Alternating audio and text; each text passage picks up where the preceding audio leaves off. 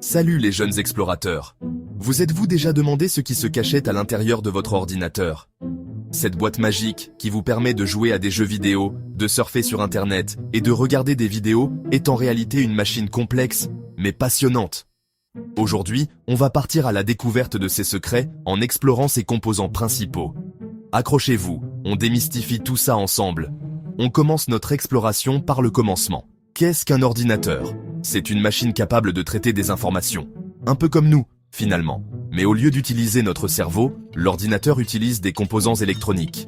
Et pour que tout fonctionne en harmonie, il y a un chef d'orchestre, la carte mère. Imaginez une grande ville avec plein de bâtiments importants. La mairie, la bibliothèque, l'école. La carte mère, c'est un peu comme le réseau routier de cette ville. Elle relie tous les composants de l'ordinateur entre eux et permet la circulation des informations.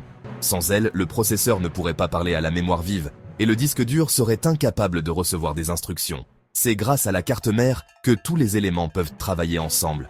On peut dire qu'elle est essentielle.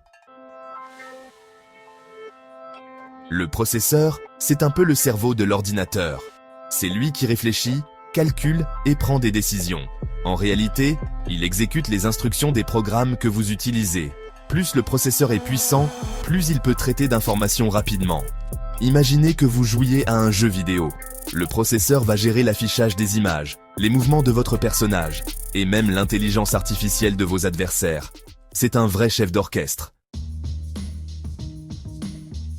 Alors, la mémoire vive, aussi appelée RAM, c'est un peu comme votre bureau lorsque vous travaillez. C'est là que l'ordinateur stocke temporairement les informations dont il a besoin immédiatement.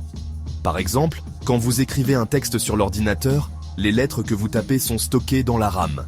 Et si jamais vous fermez le document sans l'enregistrer, eh bien ces informations disparaissent de la RAM. C'est pour ça qu'il est super important de sauvegarder régulièrement votre travail sur le disque dur, qui lui, garde les infos même quand l'ordi est éteint. Le disque dur, c'est un peu la mémoire à long terme de l'ordinateur. Il sert à stocker tous vos fichiers, vos photos de vacances, vos musiques préférées, vos jeux vidéo et tout ça. Il existe plusieurs types de disques durs. Les disques durs classiques, qu'on appelle HDD, et les disques SSD. Les SSD, eux, sont plus rapides et plus résistants que les HDD, mais bon, ils sont aussi plus chers. C'est un peu comme choisir entre une voiture de sport et une voiture familiale. Tout dépend de vos besoins.